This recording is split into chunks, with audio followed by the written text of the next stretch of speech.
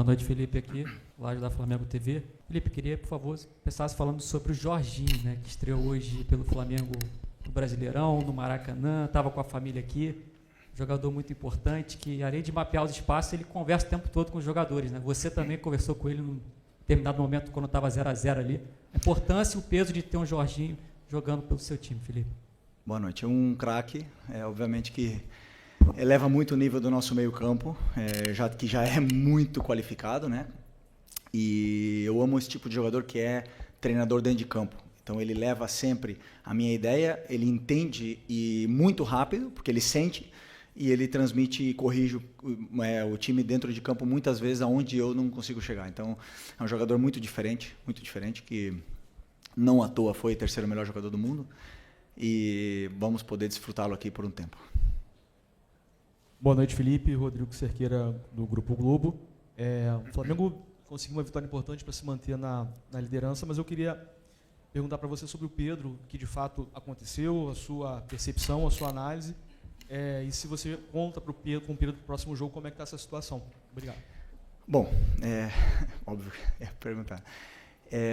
O que aconteceu foi que o comportamento e a atitude do Pedro durante a semana foi lamentável. Beirou o ridículo para mim.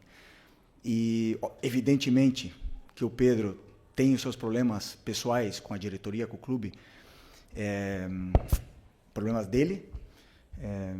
Ele não é de agora que ele vinha treinando mal, vem durante um tempo, só que essa semana ele realmente rompeu, para mim, com um princípio claro que nós temos como comissão e o grupo de jogadores tem, que é a cultura de treino.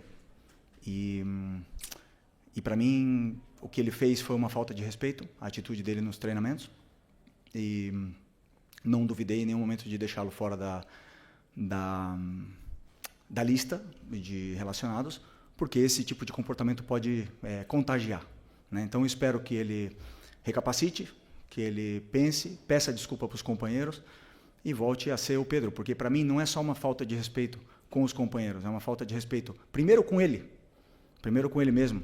Um jogador que tem uma ambição que o Pedro deveria ter, de chegar na seleção brasileira, de jogar outra Copa do Mundo, não pode negociar 1 minuto de treinamento, infelizmente. E essa semana aconteceu. Então, depois, faltou respeito com os torcedores que estão esperando o melhor Pedro, o Pedro de antes da lesão, e nem falar com o clube, né, que paga o salário. Então, basicamente é muito simples. Venho aqui de peito aberto, responder todas as perguntas que vocês queiram sobre esse assunto. Tentei protegê-lo durante muito tempo, mas chega uma hora que ele tem que querer. Tem que partir dele. O Pedro tem que querer mais do que eu não posso querer mais do que ele. E a gente vê no campo a cultura de treino instaurada nesses jogadores, o que eles conseguem correr e conseguem performar, né? O meu olho me diz o que eu vejo no campo, o que eu vejo em cada treinamento, mas temos dados de GPS que dizem que o Pedro é o último em absolutamente tudo durante essa semana. E um jogador que é o último em absolutamente todas as valências físicas, que é alta intensidade, é aceleração, desaceleração, não está pronto para performar. E aí vocês podem botar a culpa no treinador, no modelo, nos companheiros, no Arrascaeta, vocês podem botar a culpa em quem for. Mas a culpa é dele. E ele tem que querer. A hora que ele querer, eu estou esperando de braços abertos, porque eu não posso ir para o mercado comprar um jogador que faça 30 gols, que nem ele. Ele está com a gente, ele não é um problema, ele deveria ser a solução. Repito, tem que querer. E a hora que ele querer, que ele pedir desculpa para os companheiros e voltar a treinar no nível que os companheiros dele estão treinando, com certeza não vai ser um problema. Ele vai estar no campo titular, indiscutível. É isso.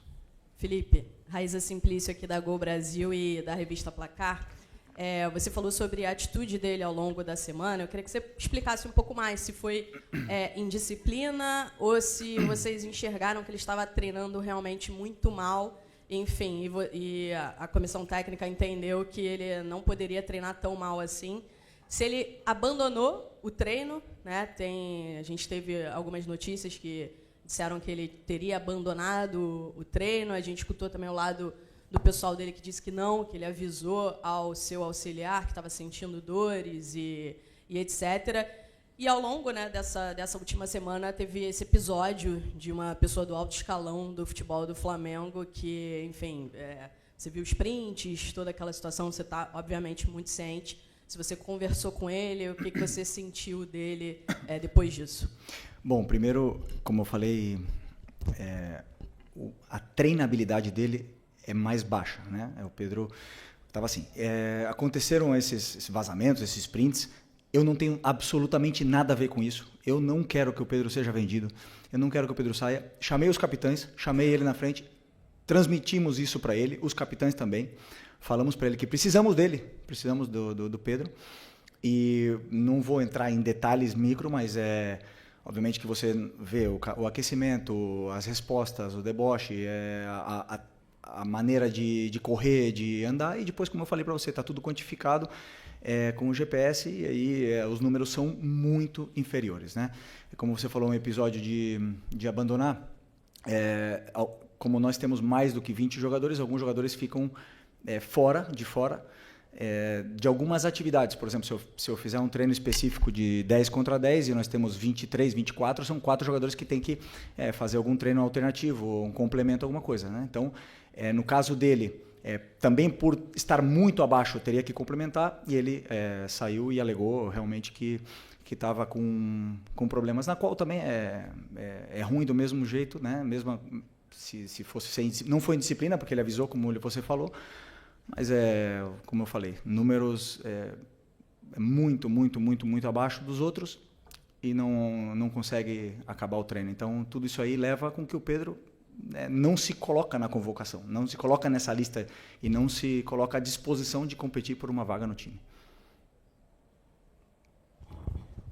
Felipe, boa noite. Natália Brasil, Rádio Roquete. Eu queria sair agora um pouquinho aqui. Queria sair aqui um pouquinho dessa esfera do Pedro. Acho que você já passou todas as informações. Queria entender, hoje a gente teve 2 problemas com os laterais esquerdos. O Alexandro sentiu ali logo no começo. Em seguida, o Ayrton Lucas teve um problema também, né? O Paiva até já passou para a gente aqui mais ou menos o que houve. E você fez a escolha do Varela ao invés do Vina. Então, eu queria entender como está esse momento do jogador, por que você fez essa escolha, se você puder passar um pouquinho para a gente. Porque, primeiro, uma pena, né, o que aconteceu com o Alex e com o Ayrton. Os dois estavam num momento incrível. O Ayrton foi um golpe aí, espero que não seja muito grave, e que ele possa voltar também rápido, do mesmo jeito que o Alex. O Vinha também vem de uma lesão muito grave e eu acredito que ele não esteja ainda no nível dos companheiros para poder competir num jogo do jeito que estava, né? Estou tentando dar os minutos quando consigo, né? Por exemplo, entrou um jogo contra o Fortaleza, entrou também um jogo no Mundial, mas é um menino que treina com uma força, com uma intensidade, puxa fila em tudo, e eu não tenho dúvida que ele vai voltar ao nível dele quanto antes. O fato também de ele estar no banco é um prêmio pelo esforço que ele faz, e também eu conto com ele, mas nesse momento eu optei pelo Varela, porque eu acredito que o Varela já está mais adaptado e entendendo já muito bem o que eu quero. Desculpa. Quem vai? Posso? Aqui à esquerda.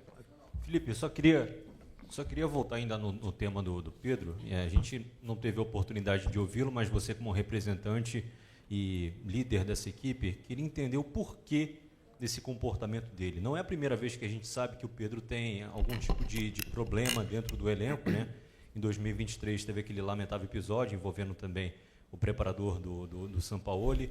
Mas o porquê desse comportamento dele? Talvez na cabeça dele ele conseguiria ser titular incontestável só pelo nome nessa volta depois de uma lesão, talvez pela questão de você já ter dito que você conseguiria encaixar o time com a característica do Pedro. Queria entender o porquê desse motivo, já que ele não é nenhum garoto, né, dentro desse elenco do Flamengo e um dos principais nomes dessa equipe. Bom, essa é uma pergunta muito pessoal para ele, né? Por que um profissional que o trabalho dele, e ele é bem pago para isso, é trabalhar e treinar de uma forma profissional, o melhor possível, negocia. Ou não sei a frustração dele, não sei se é porque não joga, ou eu conversei com ele 3, 4 vezes, ele mesmo reconhece o nível. Aí você pode falar que eu falei do modelo, mas ele jogou 2 jogos titular do Mundial de Clubes, E o Bruno Henrique não jogou, e o Wallace e o Juninho não jogaram. Por que o Pedro jogou? Porque eu estou tentando recuperar o Pedro. Nós todos esperamos o Pedro, quando a gente vê o Pedro no campo, esperamos o Pedro antes da lesão. O Pedro pós-lesão não é o mesmo. Ainda ninguém não viu. Ele teve um jogo muito bom, excepcional contra o Corinthians, depois caiu o nível. Eu sei por quê. Já falei para ele, pessoalmente, porque ele treina mal. E aí me demonstra, sabendo, depois, claro, que eu conto que ele tem uma qualidade excepcional e que a bola vai chegar e ele vai fazer gols e ele vai ajudar a equipe. Mas, infelizmente, não está nesse nível, não está no nível dos companheiros, isso é óbvio. E o que eu espero dele é que ele lute. O que mais? Ele tem que lutar com ele mesmo, ele tem que lutar com a cabeça dele, não comigo, não com os companheiros, não com ninguém. Ele tem que lutar, trabalhar mais que todo mundo, em silêncio. E eu tenho certeza que a hora que ele estiver assim, ele é melhor, ele é um dos melhores que já jogou uma Copa do Mundo, é um dos melhores que já passaram aqui na história do Flamengo. Agora ninguém vive de passado. Futebol se conquista diariamente. Luiz Araújo é prova disso, Alan é prova disso. A única coisa que melhorou do Alan do ano passado para esse ano foi a treinabilidade dele. É o que mais treina. O Eric e o Varela são prova disso. Não negociam um aquecimento, não negociam nada e jogam e performam. Então não tem outro caminho. Por mais que eu aqui ande dando voltas e falar de modelo e tal, ele tem que querer. E a hora que ele quiser, meu amigo, ninguém para, mas ele tem que querer. Felipe, aqui, sua esquerda. Tudo bem? Pedro Torre, ESPN. Boa noite. É difícil a gente ver um técnico chegar e falar de forma tão dura sobre um jogador publicamente, assim como você falou.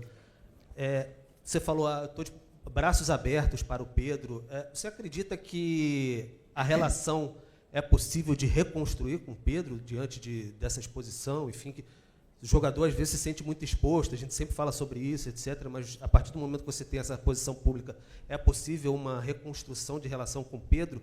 E você falou, conversei com ele várias vezes. Quais foram as respostas, as reações do Pedro, em especial essa última vez que você conversou sobre esse fato de ficar fora contra o São Paulo? Qual foi a reação dele em relação a tudo isso? Obrigado. E a exposição do treinador? Quem pensa nisso? Né? Muitas vezes, quando a gente passa o time titular, ninguém entende e todo mundo porrada no treinador. E ninguém se preocupa pela exposição do treinador. Né? Mas chega um ponto, como eu falei, defendi durante muito tempo. Claro que dá. Eu não quero que ele saia. Falei para ele fazem 6 dias, não quero que ele saia. Quero que ele se dedique, que corra, que o treino gere essa adaptação nele para ele poder fazer o que todos os companheiros fazem, correr no campo.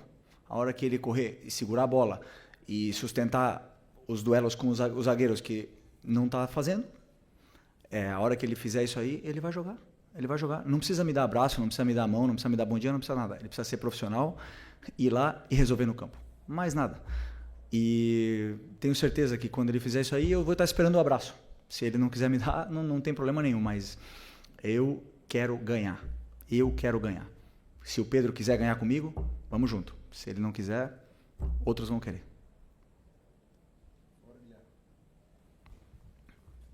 Pode ir? Aqui. Boa noite, Felipe Isabelle Costa, Canal Gold.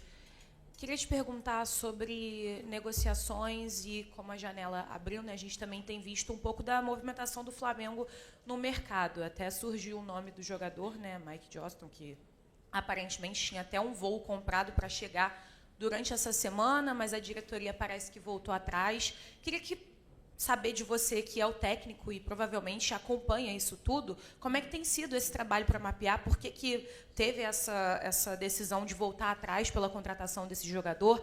Além de contratações para chegadas, também tem notícias sobre saídas, como o Matheus Gonçalves. Tem alguma decisão tomada sobre o Matheus? Você conta com o Matheus no time? E também queria entender o que rolou com o Mike, que voltou atrás, né? Obrigada. Desculpa, essa pergunta é uma pergunta para o Boto, né? Eu sei, não, sim, o clube, eu passei para o clube o que eu acho que a equipe precisa, o elenco precisa, as posições que a gente precisa reforçar, as características dos jogadores que eu gostaria que chegassem. Depois é o clube que mapeia, que faz as ofertas, que contrata, que cancela, que toma as decisões que eles têm que tomar. O jogador que eles colocarem para mim, o meu trabalho é fazer eles renderem o máximo possível, né? Obviamente que sabemos que tem que chegar gente, perdemos bastante jogadores e vão ter que chegar outros para poder elevar o nível ainda mais desse elenco que já é altamente qualificado. Sobre o Matheus, conto com ele, claro que conto com ele. Até muito nobre da parte dele querer jogar, adoro isso. Ele ama jogar, ama futebol, se frustra quando não está no campo. E até agora, claro, a posição dele, a concorrência com a posição dele é muito alta. Era o jogador titular da seleção brasileira, que acabou de sair, agora tem o Luiz Araújo, tem o Plata que joga com ele, nessa posição. E competir posição com esses jogadores, e aliás, o Gerson era capitão da equipe, então não é fácil, e teve menos minutos. Então é muito admirável e louvável a humildade dele de querer descer para o sub-20 para poder ter minutos, e é onde eu gosto muito. Claro, me passaram os vídeos, as imagens, a gente olhei e falei, ok, com as características que eu quero, e aprovei, claro. Felipe, aqui tudo bem? Boa noite, Cidão Marinho da Litoral News. Eu lembro que você deu uma declaração quando o Pedro estava voltando, que ele primeiro teria uma alta médica e depois alta futebolística. Queria te perguntar se em algum momento você viu essa alta futebolística, desde o momento que ele voltou até agora, e em cima disso, a gente via nas suas falas dos jogadores que o Pedro se dedicou muito durante o período lesionado. Você acredita que esse pode ser o tom da sua conversa com ele, para ele voltar ao potencial que ele tem? Desculpa, repete. A segunda parte. Qual é a pergunta em concreto? Eu quero saber, com base naquilo que você falou, do Pedro ter uma alta médica e depois alta futebolística, se já aconteceu na sua visão, em algum momento, e também a questão dessa volta do Pedro, porque quando ele estava lesionado, você falava muito que ele era um dos que mais se dedicava, e a recuperação até foi rápida por conta disso, e isso pode ser algo que você possa lembrar para ele voltar a performar em grande forma. Isso me surpreende, porque é um jogador que se esforça tanto, né, para superar uma lesão tão grave, que eu espero é que ele se dedique ainda mais para superar e ganhar ritmo durante os treinamentos, né? Se vocês podem ver bem comigo, assim, não consigo ser justo com todo mundo, não consigo, tem alguns jogadores que não, mas grande maioria dos jogadores que falaram no campo ganharam a vaga. Então quem está melhor normalmente comigo acabou jogando. Teve a exceção aí um pouco do Varela, talvez, que mereceu jogar, só que o Wesley estava num momento extraordinário. Mas, assim, normalmente, o pessoal o próprio Plata estava pedindo passagem e ele acabou ficando mais uns jogos no banco. Mas o resto, quem joga bem, como eu falei para vocês, eu quero botar os melhores no campo. E eu espero isso, que o Pedro se torne o melhor no treino, o melhor. Que ele fique louco comigo e vá lá e faça 5 gols amanhã e que seja uma opção mais para o nosso ataque. Então ele não atingiu a alta, no caso? Não, ele tem a alta médica, né? Só que a alta competitiva é uma coisa que não é mensurável, uma coisa que a gente entende que quando a gente compara, né, e a gente espera o Pedro antes da lesão e você vê depois da lesão, ainda está longe. Então, para mim, a alta competitiva você vê quando o jogador começa a se assemelhar com o que ele era antes, né? Então, é um pouco isso. A alta médica é a única que avala o jogador para poder voltar. Oi, Felipe, Sérgio Lobo. Queria saber de você o seguinte. Hoje foi mais um exemplo, vou falar do jogo, tá? Foi mais um exemplo. Foi um jogo grande, que o Flamengo ganhou, manteve a liderança e fez uma grande atuação, né?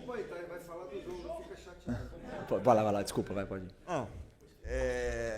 E aí o seguinte, o que eu reparei de novo contra um time do porte do São Paulo, que é um grande time do futebol brasileiro, vindo aqui enfrentar o Flamengo no Maracanã, que é um time que atuou de novo com a linha toda para trás, deixou o André Silva na frente, o Oscar um pouquinho ali flutuando entre as linhas, para tentar chegar próximo ali do André. No segundo tempo, recuou ainda mais o Oscar. E assim, você está preparando cada vez mais a tua equipe para ter esses embates, mesmo contra times grandes, enormes do futebol brasileiro, vindo aqui no Maracanã para jogarem mais uma vez dessa forma, com linha baixa e tudo, que é o que está acontecendo, né? O time deixa o Flamengo ficar com a bola, o Flamengo tentou várias vezes, o Rafael fez um grande jogo, goleiro do São Paulo, hoje evitou muito mais gols. Enfim, queria saber como é que está sendo esse preparo, olhando mesmo para o adversário, que é um adversário grandíssimo no futebol brasileiro? Grande pergunta. Grande pergunta. Estou até feliz pela sua pergunta, mas eu vou ter que discordar, porque sobre a minha visão do que eu li nas notícias do time que ele preparou para enfrentar o Flamengo, é um time que ficou baixo. Não é um time que veio para jogar baixo. É um time que ficou baixo e veio... Desculpa, é um time que veio para jogar, montado para jogar, com jogadores com bom pé. Não veio para se defender, porque se fosse para se defender, teria vindo com outros jogadores. Só que a pressão asfixiante dos atacantes não deixou eles jogarem. E aí eles tiveram dificuldade de sair, e o nosso time depois conseguiu sair, não sempre, e você pode ver como eles não vieram baixo, que o Rossi teve que dar mais de 4 lançamentos longos no primeiro tempo. Então eles vieram para pressionar. Desculpa discordar, um pouco, mas o fato de o time conseguiu encontrar soluções e os espaços que o São Paulo estava deixando, empurrou o São Paulo até embaixo. Então, esses 5-3-2 acabaram fechando, bloqueando bastante o meio, e a gente só conseguia entrar por fora. Mesmo assim, fizemos muitas chances e... Estou frio aqui. E fizemos muitas chances, fizemos um primeiro tempo assim, maravilhoso, praticamente perfeito. Não lembro do time ter sofrido, mas esse time de São Paulo é um time muito bom, e eu já sofri o Crespo como treinador aqui. Nós ganhamos com o Flamengo, com o Renato Gaúcho, e no resultado acho que foi 4-1, se não me engano, 5-1, 5-1. E na minha visão não foi justo, porque a gente sofreu muito aquele jogo. Então eu conheço bem o Crespo, sei o treinador que ele é, e essa vitória tem muito mérito, porque não é um jogo tão simples como vocês podem pensar. Aqui, Felipe, boa noite. Felipe, ontem o presidente deu uma entrevista e ele falou que desde o final de abril, início de maio, já conversa com você sobre a renovação do seu contrato, deixando basicamente a entender que falta uma resposta sua. Queria saber quando que você pretende dar essa resposta, como é que está a negociação. E só mais uma, se me permitir. Fluminense foi eliminado na semifinal, Palmeiras nas quartas de final. Quero saber de você, assim, olhando o comportamento das equipes brasileiras no Super Mundial, você acha que vai ter no futebol brasileiro um pré e um pós-Super Mundial na questão de comportamento, de jogo mesmo? Você acha que esses embates que teve entre os brasileiros e os europeus pode mudar alguma coisa no futebol aqui? Obrigado. Bom, sobre a renovação, é muito fácil, né? Eu quero ficar e o clube quer que eu fique. Não tem outro caminho, né? Então, assim, eu não tenho pressa, porque eu tenho prioridades, estudar muito os adversários. Tivemos um Mundial pela frente e foram noites e noites aí, não sem dormir, senão acordando no meio da noite, né? Com preocupações. Então, assim, eu gosto de fazer as coisas com calma.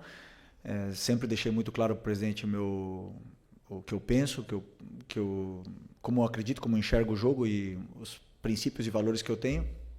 Muito feliz de o clube acreditar também na ideia, e não tenho dúvida que vai se resolver o antes possível. Sobre o Super Mundial, eu acho que não vai mudar tanto assim ainda, porque os jogadores são os mesmos, os treinadores são os mesmos. A gente volta para uma realidade onde nós temos um futebol adaptado a viagens, a gramados, a condições climáticas, a torcidas não agressivas, né? Não é essa palavra, mas assim, que cobram muito, e um futebol completamente diferente do que é o europeu. Que com isso que conseguimos no futebol sul-americano é competir com eles, né? Mas o que eu falei, eu não mudo, eu penso, os melhores jogadores foram para lá, estão lá. Eles montam seleções em cada time desses de elite, e foi muito boa experiência. Foi boa experiência para a gente se enxergar dentro do campo, ver como é que nós estamos, tanto taticamente como tecnicamente, com todos.